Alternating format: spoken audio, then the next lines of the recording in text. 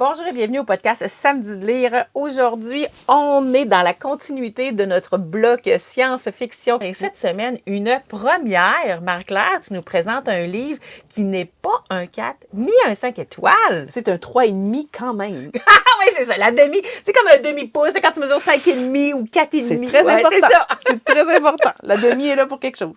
Et aujourd'hui, le nom du livre, au-delà du fait de ne pas avoir été classé dans tes top coups de cœur, il a certainement un titre. Oui, alors je vous présente Un jour, une étoile de Jean-Luc Marcastel.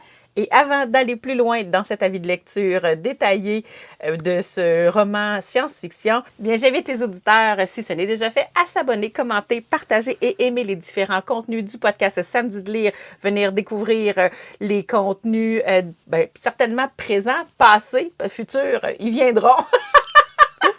Trop connecté sur le thème, là. Et vous pouvez avoir accès à ces contenus-là sur ma chaîne YouTube, tout simplement Véro, Balado Québec, ainsi que Spotify. Et aussi venir nous rejoindre, moi et Marie-Claire, sur nos différents réseaux sociaux. Pour moi, c'est tout simplement Véro. Et moi, c'est la Raton Liseur sur Instagram.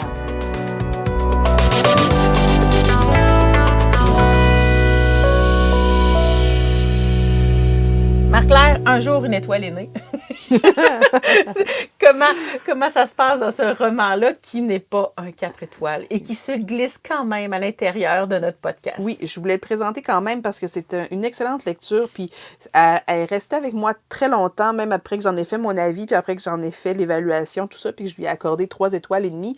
En fait, je le représente. C'est Un jour, une étoile de Jean-Luc Marcastel. C'est publié chez Gulfstream et puis c'est dans la collection Électrogène science-fiction. Et puis c'est un court roman qui fait... mon Dieu, en tout cas, certainement pas 700 pages. Ouais, il en fait même pas 300. Il en fait, avec l'épilogue bien tassé, 241 pages. Donc, c'est peut-être là qu'il a perdu ses étoiles dans mon cœur à moi. Tu sais comment j'aime les romans qui sont un peu plus longs. Pour ceux qui sont adeptes des nouvelles puis des romans courts, ça doit être parfait. Mais moi, j'ai apprécié assez l'histoire, les personnages, puis le développement entre toutes les directions que ça a pris dans l'histoire. J'aurais aimé que ce soit un peu plus corsé, pas corsé, c'est-à-dire que ce soit un peu plus charnu, qu'il y ait un peu plus de texte, qu'il y ait un peu plus d'explications. J'en aurais pris plus. J'aurais pris une centaine de pages de plus pour nous parler plus profondément du développement de certains personnages, puis tout ça. Donc, c'est vraiment juste là que ça a perdu, pour moi, quelques étoiles. Eh bien, quelques. Au pire, c'est une demi-étoile. Une étoile et demie. Ouais, c'est ça. Mais en fait, ça aurait pu être moi, je dis que j'aurais pu facile aller à 4 étoiles et demie. Parce que c'est vraiment une histoire qui est intrigante. Marc-Claire, là, je te coupe parce que, dans le fond, tu dis que tu aurais voulu avoir plus de détails, qu'il y ait plus d'informations sur le livre, qu'il y ait plus détaillé, plus charnu, comme pour reprendre tes mots. Mais tu dis ça parce que tu le sais que le livre, il n'y aura pas de suite. Non, il n'y aura pas de suite. Okay, c'est comme ça. Ça aurait pu être intéressant qu'ils écrivent le premier, mais qu'il y ait un tome 2. Là, c'est comme on dit en anglais, un one-shot. Ouais. Il aurait pu avoir une suite. J'aurais été contente de ça, mais en même temps, j'aurais voulu que l'histoire qui nous est présentée ici, que les événements qui nous sont présentés ici soient racontés sur... parce qu'on sait, dans la temporalité, ce livre-là se passe dans quelques jours. Là. Donc, il y a une urgence que ça aille vite, c'est vrai, mais j'ai tellement tout apprécié que moi, j'aurais pris peut-être des sauts dans le temps. Tu comprends? Pour qu'on vienne nous expliquer, OK, ce personnage-là, il y a quelques années, c'est quoi sa genèse, c'est quoi son histoire, tout ça. Peut-être que ça se prêtait moins, là, ou peut-être que la commande pour aussi ce livre-là, c'était d'avoir un court roman de moins de 250 pages. Mais bref, tout ça pour dire que c'est pas négatif, c'est que je l'ai tellement aimé que j'en aurais pris plus. Non, c'est ça. Mais l'impact sur la cote, la note, c'est... Exactement. Parce que l'histoire de certains personnages, parce que certains événements, tout ça, a manqué. C'est la seule petite note négative que j'ai. Sinon, pour le reste, c'est un excellent petit livre. Je vais arrêter de dire petit, là. J'ai l'impression que je le diminue dans son importance. Mais voilà, donc, si je peux vous faire le résumé, c'est un court roman de science-fiction qui est vraiment intéressant puis qui est très, très original. Moi, je l'ai dévoré, évidemment, qui n'était pas très long. Ça s'est dévoré rapidement. Il est très, très efficace puis il est bien écrit. Alors ça, c'est des belles qualités pour un court roman. C'est ça. En fait, ce qui arrive, c'est que je ne peux pas vous faire un résumé dans le détail parce que, comme tout se passe très rapidement. J'aurais peur de vous divulgacher quelque chose. Mais ce que je peux vous dire, c'est que ça parle de deux êtres uniques. Ça se passe évidemment dans le futur. Je vais plus nous situer dans le temps. Là. Ça se passe dans le futur. Alors, on est sur une espèce de gros vaisseau-monde.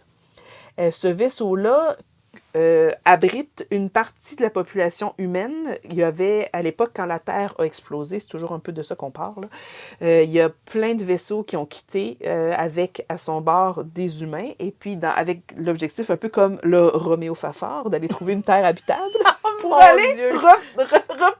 alors pour aller permettre à l'humanité de poursuivre, de poursuivre sa destinée d'humain ailleurs, sur notre planète. Mais là, ça fait de cela vraiment très longtemps, ça fait plusieurs générations que ces vaisseaux sont partis dans l'espace. Là, ce qui arrive, c'est que ces vaisseaux-là, à un moment donné, traversent des pluies de météorites, subissent des altercations, subissent des dommages, tout ça, puis à un moment donné, ça vient que ça met le vaisseau qu'on suit, nous en particulier, son intégrité est menacée, fait que la survie des gens sur ce vaisseau-là est menacée. On ne doit pas parler d'un vaisseau de 200 personnes, là. On doit être plus en il y a plusieurs milliers de personnes, ouais, c'est ça, exactement. Sauf que la particularité de ces vaisseaux-là, c'est qu'ils peuvent être dirigés... En fait, le but principal de ce vaisseau-là, c'est de partir à la recherche d'une planète ou d'un système de planètes habitable. Et puis, une fois trouvé, l'idée, c'est d'amorcer l'atterrissage ou atterrissage, c'est sur la Terre, mais en tout cas, bref, amorcer la descente vers cette planète-là pour aller coloniser, s'installer et tout ça. Les seules personnes qui sont autorisées ou qui ont la possibilité de déclencher cet atterrissage-là, si on veut, ce sont les descendants des créateurs des vaisseaux. Donc, ça fonctionne avec leur ADN. Oui, exactement. Puis là, ce qui arrive, c'est que sur ce vaisseau-là en particulier, il en reste que deux, un frère et une sœur, qui sont descendants. Et puis, ils n'ont pas la même idée, les deux. C'est que la fille, elle sait que le vaisseau, bientôt, il n'existera plus.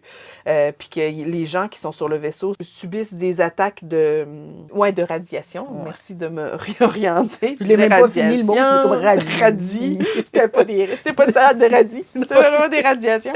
Donc, tout ça, ça commence à être dangereux. Puis là, ils ont déjà passé plusieurs planètes sur lesquelles il aurait pu s'arrêter. Puis son frère veut pas. Puis là, je me rappelle pas pourquoi il veut pas, là. OK. Mais de toute façon, c'est quelque chose à découvrir aussi. Là. Faut oui, aussi, je peux pas tout te dire. Mais non. Quand même. Faut faire l'effort d'aller lire. Oui. Donc là, c'est une course contre la montre. Elle a besoin d'atteindre le centre de commande, peser sur le piton.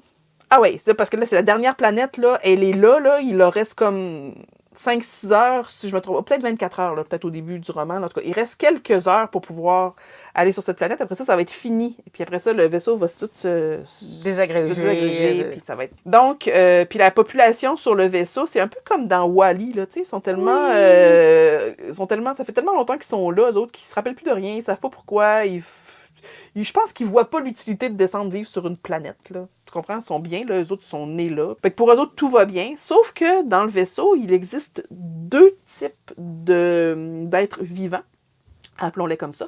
Il y a les descendants des humains qui devraient aller vivre sur une planète. Et il y a aussi d'autres êtres vivants qui étaient là un peu plus pour la maintenance du vaisseau, si on veut, pour répondre aux besoins d'entretien du vaisseau. Comme les Espilones dans Le Meilleur des mondes.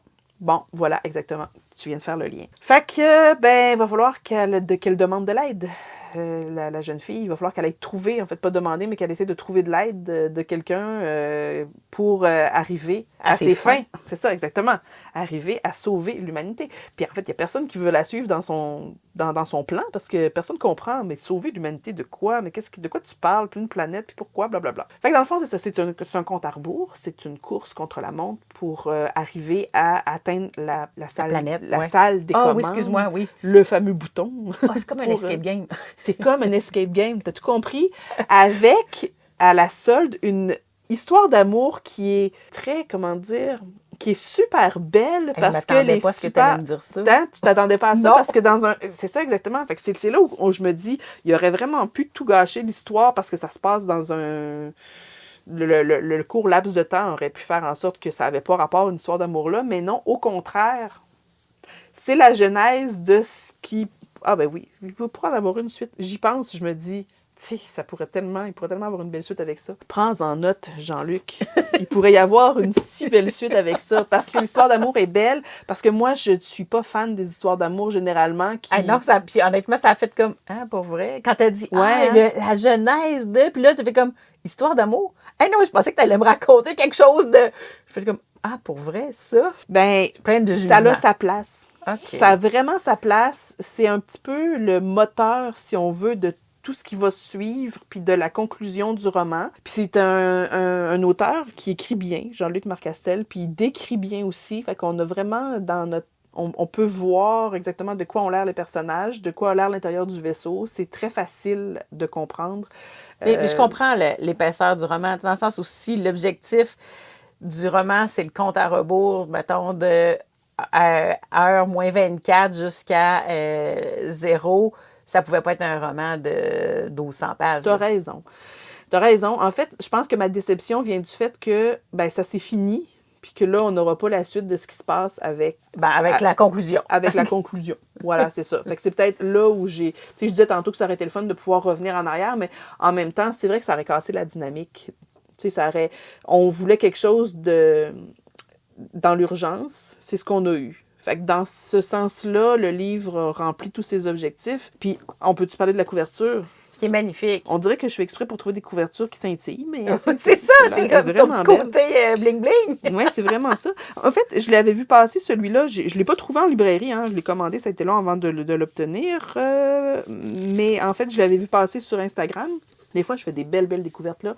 Puis c'est une fille avec laquelle j'ai des affinités de lecture. Souvent, j'aime ce qu'elle aime, puis tout ça. Puis quand elle a posté celui-là, je l'ai vu passer nulle part ailleurs, vraiment. Il n'a pas été... Non, moi non plus. C'est pas un livre très populaire et puis tant mieux, parce que, comme on se dit un petit peu tout à l'heure, hors onde, c'est pas un gage de succès qu'un livre soit surexposé sur les réseaux sociaux. Là. Non. Ça, je pense qu'on est dans le moment, dans le retour du balancier avec ces histoires-là, mais on en reparlera une autre fois. Mais en tout cas, bref, celui-là, non. Fait que je l'ai vu comme ça par hasard. Puis c'est vraiment la couverture m'a attiré mon attention, mais aussi il y avait un beau résumé. Puis c'est un peu ce qu'en disait la fille, c'est qu'il y a une histoire d'amour qui va là, qui fit, qui fait en sorte que l'histoire a sa raison d'être. Et puis c'est très satisfaisant comme lecture. Et au-delà de c'est vrai que la couverture est très magnifique. Là, on voit comme la galaxie, les planètes. Et puis notre petite demoiselle ici. Dans son costume, je suppose, une fois qu'elle est sortie du vaisseau. Non, là, tous les jours. Tous les jours habillée comme ça. Bon, ouais, hein? Pour ceux qui prendront le temps d'aller... aller googler l'image. L'image doit pas être super confus. En fait, c'est comme du métal liquide. Fait que oui, dans le fond. Ça te suit les mouvements. Exactement. Je le vois pas comme pas un scaphandre, là, mais quelque chose de... on est dans un futur où les humains n'ont plus de contact physique. Pour vrai. Les uns avec les autres, ni la peau directement sur des tissus, des choses comme ça. Fait qu'ils sont toujours dans leur armure de métal. Fait que c'est un peu pour ça qu'ils sont coupés, si on veut, de la réalité puis du besoin fondamental de descendre sur une planète, sentir, toucher, goûter, toutes ces choses-là qui sont un peu anesthésiées, si on veut. Oui, c'est ça, qui pour nous est solide. Vital. Oui. Et là, on nous montre une réalité où on pourrait être complètement ailleurs. Ouais. J'adore ce genre de roman-là. Ouais. Il nous oblige à réfléchir à une fin ou, en tout cas, un cheminement du futur de l'humanité avec un regard philosophique. En fait, la science-fiction, souvent, c'est ce que ça nous amène. C'est des débats éthiques et philosophiques par rapport à notre futur, par rapport à d'où on vient, puis nos actions ont toujours une répercussion future sur ce que, nous personnellement, mais en tant que société, puis en tant qu'humanité. Fait que c'est un petit peu, c'est ce que je concluais en disant que, au départ, je voyais pas trop où l'auteur voulait nous amener, parce que c'est vrai qu'au départ, quand on commence le roman, on se dit... Qu'est-ce qui se passe? Qui sont ces gens? Pourquoi? Puis c'est vraiment au fil des pages, à un moment donné, OK, là, tu finis par comprendre. Fait que, et puis c'est vraiment très finement amené. Fait que moi, je disais que c'est vers le corps du récit que j'ai vraiment commencer à comprendre où est-ce qu'on voulait s'en aller. C'est de la science-fiction comme je l'aime, avec des enjeux de société, des débats éthiques et moraux qui font réfléchir longtemps après avoir refermé le livre. C'est pour ça que je l'ai sorti aujourd'hui pour vous le présenter. Je trouve ça intéressant parce qu'on en parle, puis je t'écoute parler, et honnêtement, tu m'en parles comme si c'était au moins un 4 étoiles. Ben, c'est probablement ce que ça a ramené, déposé. Hein? Oui, c'est ça. Et c'est rare parce que habituellement, quand on soit à l'extérieur du podcast ou dans nos diverses conversations, quand tu me parles d'un roman que tu sors de ta bibliothèque, que tu me parles, puis tout ça, puis que tu vas voir ton avis de lecture sur Instagram, tu te rends compte, ah ouais, j'avais vraiment mis haut comme ça. Puis peut-être que tu revisiterais ta note quelques mois plus tard. Lui, au lieu d'être à la baisse, ça serait possiblement à la hausse. Ben à la hausse, puis il mérite son 4 étoiles. Moi, je pense que quand j'ai fait mon avis de lecture, j'étais déçue du fait que j'en avais pas eu assez pour ce que j'aurais voulu avoir. Donc, dans le fond, en soi, c'est très positif. Là. Ben oui. Hein, on focus sur la note que tu lui as donnée presque depuis le début, mais dans le fond, c'est pas là-dessus qu'on veut laisser les gens avec cet avis de lecture-là. Non, voilà. Moi, je veux laisser les gens avec l'impression que Jean-Luc Marcastel, c'est un bon auteur. Il nous a offert un très bon court roman de science-fiction qui vaut la peine d'être commandé. Si vous ne le trouvez pas en librairie, allez sur les libraires ou sur l'Ireka, peu importe où votre pays d'origine. Bref, allez faire une recherche. Et il est disponible. Et puis, voilà. Commandez. Faites-vous plaisir. Absolument. Hein? Puis, pour les petits et les grands lecteurs, il est d'un format adorable. Oui. Tout à fait. Alors, à sa place, une nuit... non. Un jour.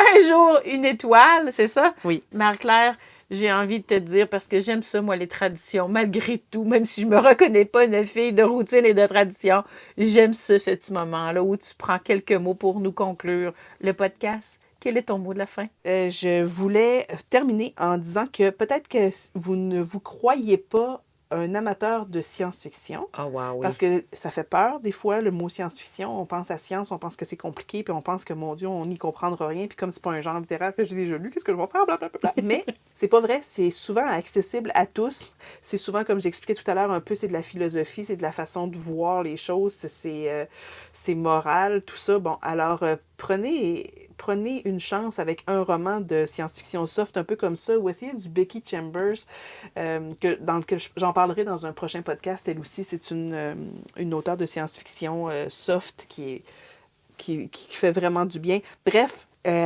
osez. Essayez d'en lire un. Et puis, vous n'êtes pas obligé de commencer avec les robots d'Isaac Asimov. Là. Commencez avec quelque chose de plus soft, puis vous allez voir que ça va vous ouvrir un nouveau genre littéraire qui fait... Sortir de l'idée que je me suis construite, moi, à travers les images qui m'ont été proposées, puis que j'ai pas fait d'effort. Je me suis juste dit, bon, l'image proposée, c'est ça, puis j'ai pas donné d'action pour aller voir au-delà de ça.